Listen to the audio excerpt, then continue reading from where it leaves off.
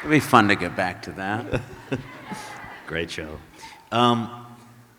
Okay, so this brings us to a little movie that, is just starting to register at the box office a little bit. I believe it's called Bohemian Rhapsody.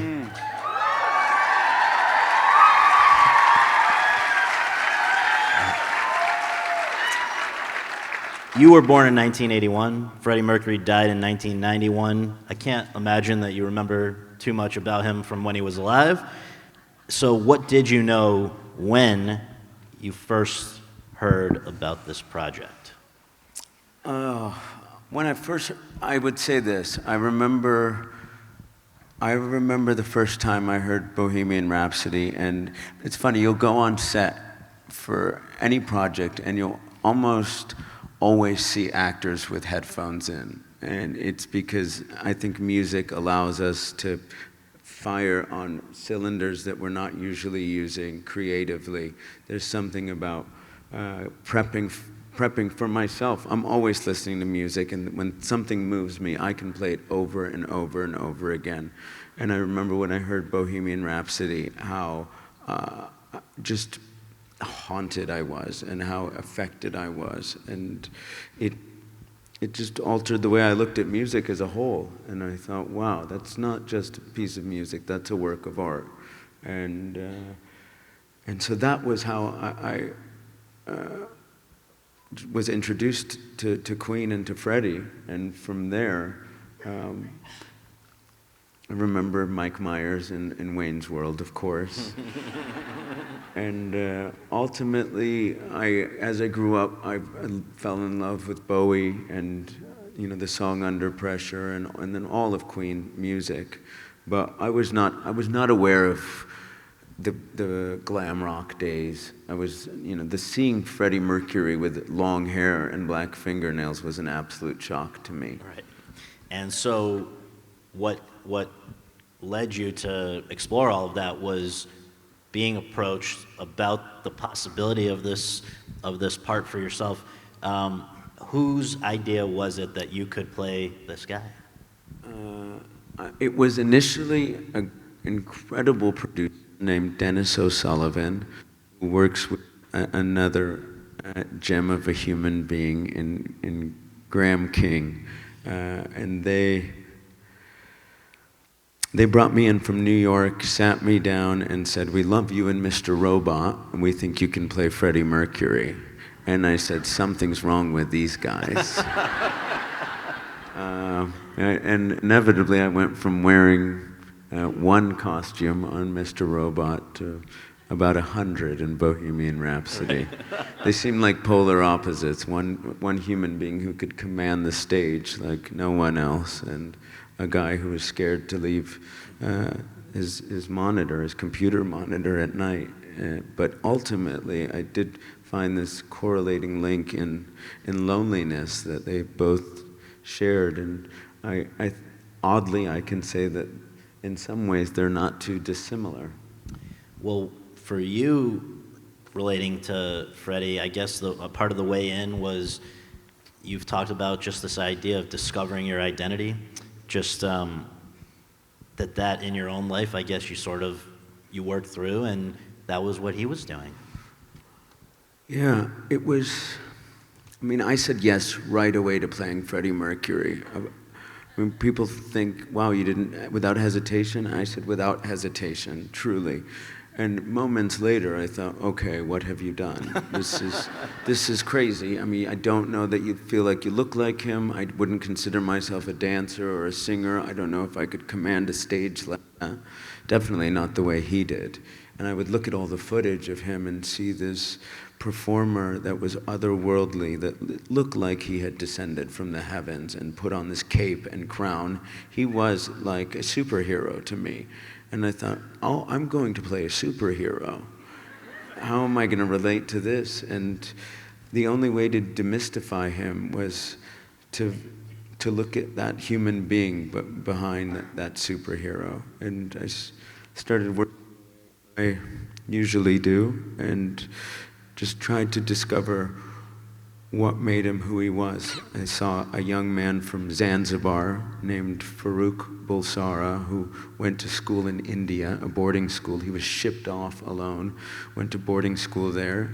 Kids called him Bucky as a kid because of his teeth, obviously. And when he finished boarding school there, where he learned to box, play piano, sing, he came back to Zanzibar's countries in the midst of a revolution, fighting against colonial Britain at the time, and he makes his way with his family to England to make a new home. And there he's Freddie Bulsara, and he's struggling to discover his identity, his sexual identity, and eventually, with the help of his band and an incredible partner in Mary Austin, he becomes Freddie Mercury. And somehow, whatever is brewing inside of him in that period in his life allows him to get on stage and let that ignition allow him to exceed any expectation of what anyone thought he was or should be.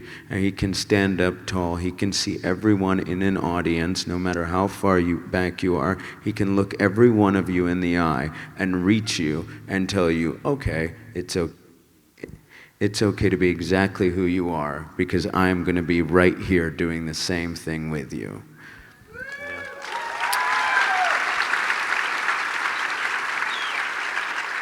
And so a small part of me thought about the kid from Sherman Oaks whose parents were Egyptian, who never thought that one day I think he would be nominated for an Oscar, is sitting here thinking, I can exceed any expectation as well. We all can.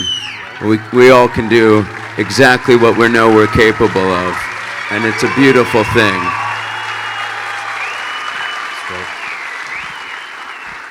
You mentioned that you didn't have much experience in the way of singing and dancing, which were things that would be important for this part. Talk about, you did a lot of work getting ready, and I think that people should know some of it. I mean, I'm not sure I even knew there was such a thing as a movement coach or some of the other things that you did. So maybe you can just explain the work, the prep that went into this. Yeah. Well, as soon as I found out I might be playing him, we weren't greenlit by any major studio, and I felt like it could happen at any moment, but I wasn't going to be caught off guard. So I went straight to London, and I put myself up, and I asked Graham to help me get some coaching or some choreography, and I sat down with some incredible choreographers. But what I realized almost instantaneously was, I'm going to be playing catch-up if I'm just doing this with a choreographer. I need to be able to invent things on the spot, not only in my movements, not only in the concert sequences, but in every moment of every scene. I wanted to be unpredictable and spontaneous, almost to shock him if he was sitting in the room, being Freddie. And I realized I have to work on that with someone who isn't a choreographer, someone who can help me articulate those moves from an interior, from knowing exactly where, that fist gets thrown out in Live Aid, and that's because he was a boxing champ as a kid. And Brian May will often tell you when he got excited about something, he could hit you so hard in the shoulder. And that's, people often say, you do not know just how powerful he was until he had you in a headlock. And it was things of that nature where Paulie Bennett, this young movement coach who I got to sit one day and audition a number of people. I saw her and she didn't have a long resume, but I knew instantly that we were going to be on this road together. She was passionate. She spoke to me in a way where I felt we were going to get along and we were going to face adversity together, but somehow we were going to be successful, I thought, almost immediately. And it is not without her immense patience that I was able to accomplish what you see on screen, truly, because I'm not a dancer and I'm not a singer, but I had a lot of help in this, and a debt of gratitude is due to her. That's great. And then the singing, it's amazing because, first of all, you're thrown right into the deep end. What was day one? Day one was the Live Aid sequence. Crazy. Yeah. And of course, that was the one thing I was most worried about. How am I going to sing all of this and do the movements? And been taking singing lessons and piano lessons, and ultimately, you just have to go out there and deliver. And I thought, this is the moment you're thrust upon this stage, and I keep repeating, all those other moments, going back to the Spielberg moment and the dad moment, and saying, this is your chance. You can do this. You're equipped to do this, and everyone here is on your team. This band that we've created, this entire community of crew, and everybody involved who has got you to this position wants you to succeed. So stand there and stand on their shoulders and give it all you got, because that's why you're here, is because collectively so many people want to see your efforts and their efforts shine and let you be their representative in this moment. And that's the way I looked at it.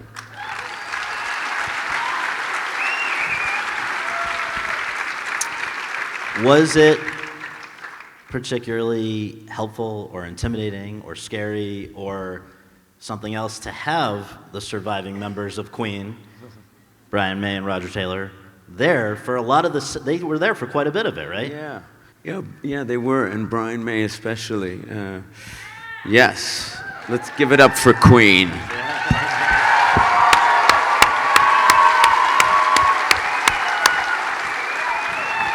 Without them, we wouldn't have the story, and they were great, because they could have easily been, I think, so they are so meticulous about everything, and they could have harped on anything that didn't seem as genuine as it should. But right from the start, I think Brian May came in there, and he wanted us in the same way to succeed. He wanted this to be a great representation of Freddie and the band.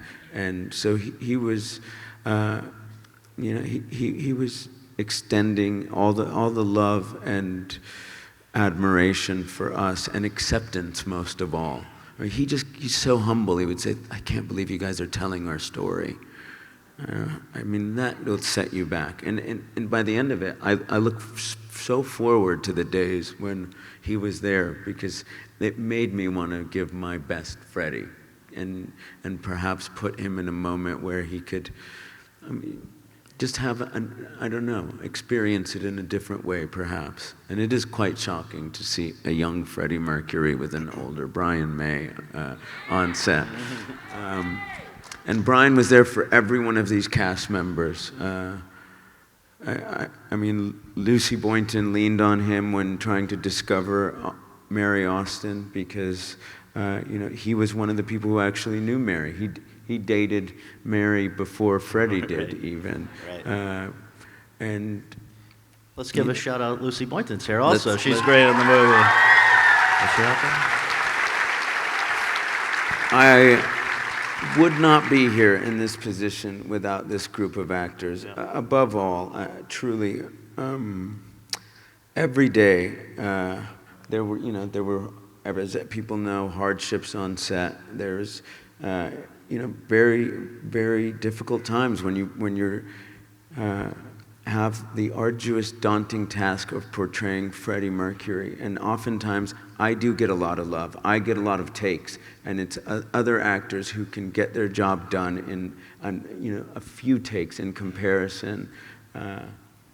Actors like Lucy Boynton, who when I looked in her eyes thought, oh, I don't have to act, I don't have to do a thing, and is so subtle and so full and rich in her performance. John Deacon is, thank you. John Deacon is played by Joe Mazzello, who was that young man doing the scene with me in front of Steven Spielberg and Tom Hanks. Who I could look to for any moment and rely on, just with a quick word or a quick look of eye contact. It was really that same semblance of having the band of brothers in a different atmosphere. And Gwilym Lee playing Brian May is one of the classiest and most thoughtful and caring and talented people you could run into. Absolutely. And Ben Hardy, got to give love to Ben Hardy on drums as Roger Taylor. Really, I mean, the guy is so talented, and between the four of us, really galvanized all of us. And he's the youngest member of the group, but at times, sometimes can feel like the most mature. This cast was everything for me. I know you want to go on to the next one. No, that's gotta quite give them all right. love. They deserve it.